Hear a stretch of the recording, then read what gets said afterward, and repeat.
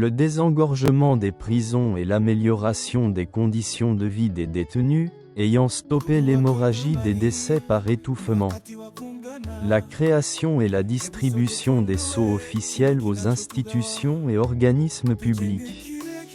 La réforme de l'inspection des services judiciaires et pénitentiaires.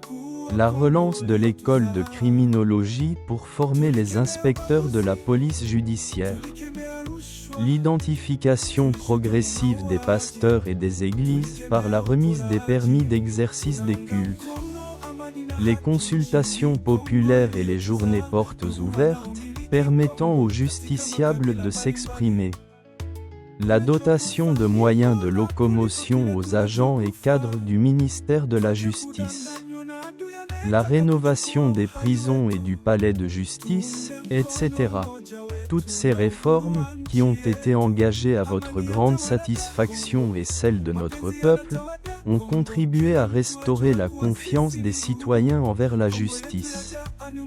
J'espère qu'elles seront consolidées, malheureusement, au moment où, tel votre soldat, engagé dans des poursuites contre des hauts responsables de l'AFC, M23, je suis surpris par un coup de poignard dans le dos, à travers un complot politique visiblement conçu à Kigali et exécuté par certains de nos compatriotes, visant à freiner cet élan de réforme et de patriotisme.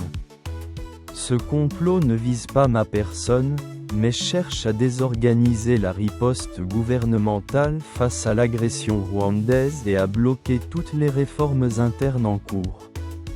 Après avoir échappé à plusieurs tentatives d'empoisonnement et d'élimination physique, les réseaux mafieux, y compris ceux infiltrés au service de nos ennemis, ont réussi à m'humilier en raison de mon engagement. Je ne peux rappeler ici le degré de mon intégrité et de mon engagement envers notre mère patrie. Ma loyauté envers votre autorité est indéfectible, et c'est ce dont je suis aujourd'hui victime. Je n'ai jamais compromis mes valeurs et je ne le ferai pas. Je n'ai pris aucun dollar de l'État. Je vous promets de ne pas abandonner le combat pour une justice juste et équitable pour tous, débarrassée de tout l'État actuel, et non d'une justice instrumentalisée pour des règlements de comptes politiques.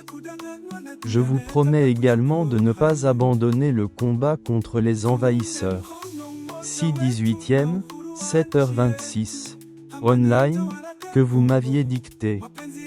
Ainsi, j'ai accompli, tant soit peu, mon devoir, celui. En tant que républicain, respectueux de la Constitution et des lois de notre pays, je vous remets ce jour, non sans regret, ma démission pour faire face à ce complot politique dont se revendique le ministre rwandais des Affaires étrangères, qui a jubilé à travers son tweet, ainsi que les responsables de l'AFC M23, dont l'objectif ultime est d'obtenir mon élimination physique.